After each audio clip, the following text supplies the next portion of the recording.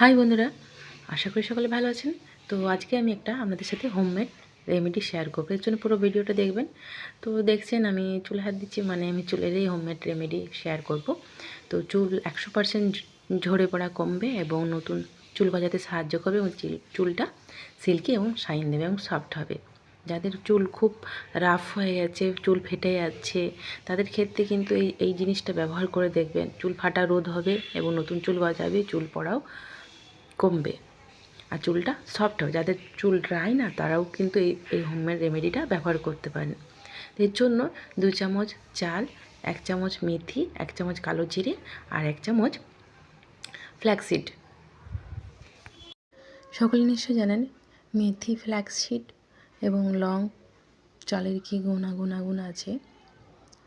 এগুলো চুলের ক্ষেত্রে কিন্তু খুব উপকারী জিনিস।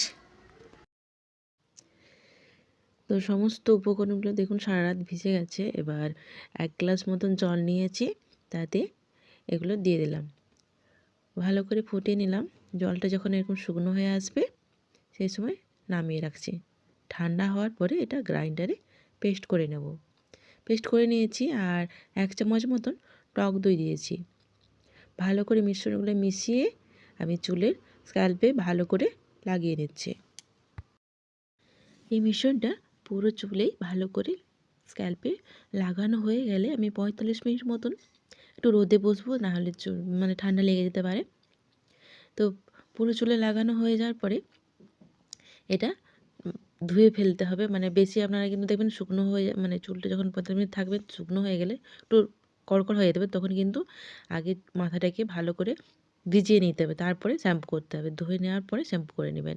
মাইল্ড শ্যাম্পু করতে পারলে খুব ভালো হয়। আমার কিন্তু চুল ঝরাটা অনেকটাই কমেছে এবং চুল ফাটাটাও অনেকটা কমেছে। আপনারা চাইলে এভাবে এই জিনিসটা প্যাকটা সপ্তাহে অন্তত 1 দিন হলেও ব্যবহার করতে পারেন, করে দেখবেন অনেকটা উপকার দেবে।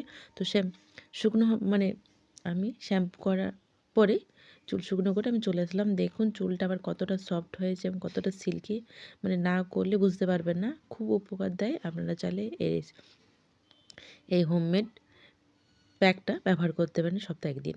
তো আজ এই পর্যন্তই, দেখা হচ্ছে নেক্সট ভিডিওতে। টাটা বন্ধুরা। আপনারা চাইলে যদি শ্যাম্পুর ভিডিও দেখতে চান, তো অবশ্যই আপনাদের সাথে বাড়িতে আমি কীভাবে শ্যাম্পু বানাই সেটার রেসিপিটা শেয়ার করব পরবর্তী ভিডিওতে। টাটা।